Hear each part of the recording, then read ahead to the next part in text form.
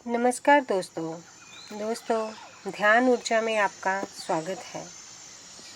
दोस्तों, आज जो मैं आपको कहानी सुनाने जा रही हूँ उसका शीर्षक है हीन भावना से मंजिल नहीं मिलती। तो एक बार की बात है कि कुछ आवारा लोगों ने एक बच्चे को चुरा लिया। वह उसे उठाकर जंगल में ले गए, फिर उसे एक किसान के पास छोड़ दिया।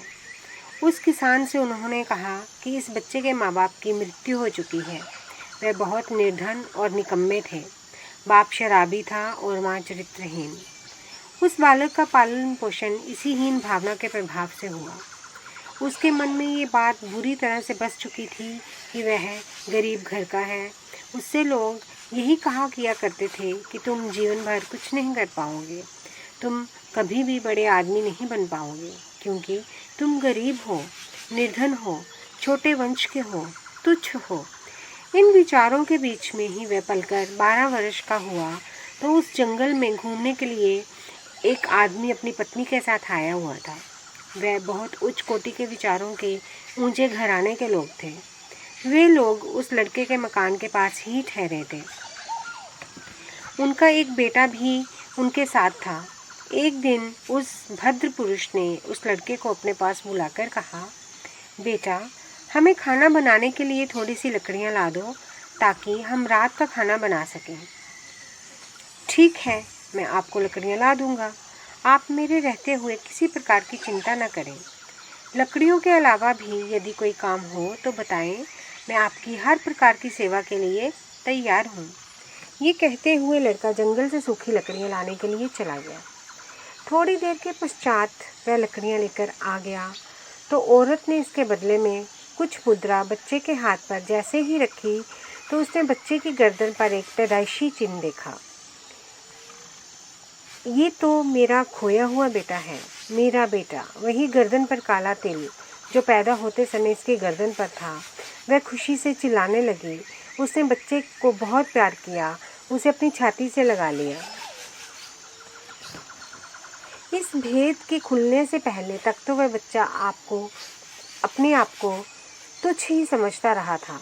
वह समझता था कि निर्धन और छोटे वंश का बालक हूँ, परंतु जैसे ही उसे माता पिता के बारे में पता चला कि वे तो बहुत ऊंचे कुल के प्रसिद्ध लोग हैं, तो उसकी सोच उसी समय बदल गई। उसी समय उसे महसूस होने लगा कि वह भी किसी से कम नहीं।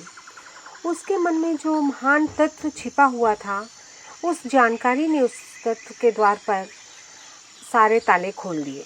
बालक को ये सब पता चलते ही उसकी सारी विचारधारा ही बदल गई।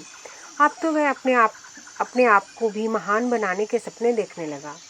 उसे इस बात का बुरी तरह एहसास होने लगा कि आज से पहले तो वह बहुत छोटा और तुच्छ बनकर जी रहा था। सब कुछ उसकी चेतना में परिवर्तन आने के कारण ही तो हुआ था, वरना उसका शरीर तो वही था, नाम भी वही था। तो बदला क्या था? केवल उसकी मनोदशा, जिसने उसे ये एहसास करवा दिया कि तुम कोई साधारण वंश के नहीं बल्कि ऊंचे वंश के हो। बस इसी विचार ने उसे एकदम धरती से उठाकर आकाश तक पहुंचा दिया। उसके विचार बदलते ही उसकी सोच भी बदल गई। इस घटना से ये बात तो स्पष्ट हो ही जाती है कि कोई भी इंसान पैदा होते ही छोटे विचारों का नहीं होता, मगर उसके विचार, उसका वातावरण, उसकी कल्पना तथा उसकी सोसाइटी ही उसे अपने सांचे में ढालकर अपने ही जैसा बना लेती है। विश्वास की शक्ति इच्छा शक्ति से अधिक प्रबल होती है। जब भी इंसान को किसी बात का विश्वास होता है तो वह इच्छा द्वार उससे दूर नहीं कर सकता। केवल सत्य ही इंसान को हीन भावना से दूर कर सकता है। वह सत्य ये है कि अपने माता पिता से जो आपको विरासत में मिला है, उसकी कमी की पूर्ति उस महाशक्तिशाली दिव्य शक्ति द्वारा की जा सकती है, जो आपको जन्म जन्मांतरों से सर्वज्ञ और सर्वशक्तिमान की ओर से मिली हुई है।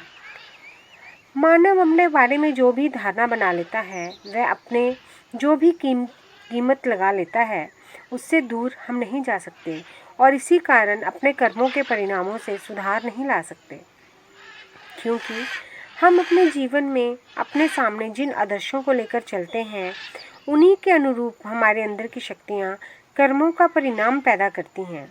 हमारे जीवन के तार तार में वे आदर्श व्याप्त होते हैं। आपकी कल्पना ही आपको कमज़ोर बनाती है। आपका एहसास ही आपको तुच्छ बनाता है। आप जिस वातावरण में सांस ले रहे हैं, जिस माहौल में आप रह रहे हैं, उसका प्रभाव तो हर हाल में आपके विचारों पर पड़ेगा। सदा अपने सामने अपना ऊंचा और महान आदर्शवादी चित्र रखेंगे तो आप ज़रूर महान बन जाएंगे। आपकी इच्छा शक्ति ही आपको महान बनाती है। आपके विचार ही आपके जीवन का आईना है। फिर क्यों नहीं हम बड़े विचार रखते हैं। ये संसार दुर्बल, प्रभावहीन तथा तुच्छ व्यक्तियों में कोई रुचि नहीं रखता। यदि आपको बड़ा बनना है, ऊंचा उठना है, तो पहले अपने हृदय में वैसी भावनाओं को जन्म दो। अपने विचारों को वैसा ही बनाओ, तभी तो वह रूप धारण कर सकोगे जो आपने अपने हृदय में बसाया है। ये सब कुछ तभी संभव होगा जब आप अपने अंदर की त्रुटियों को दूर करेंगे, अपने मन से हीन भावनाओं के कूड़े के ढेर की भांति निकाल फेंकेंगे। तो दोस्तों, ये थी मेरी आज की कहानी। आपको मेरी ये कहानी कैसी लगी मुझे कमेंट बॉक्स में लिखकर ज़रूर बताएं और मेरे इस चैनल को लाइक, शेयर और सब्सक्राइब ज़रूर करें। धन्यवाद।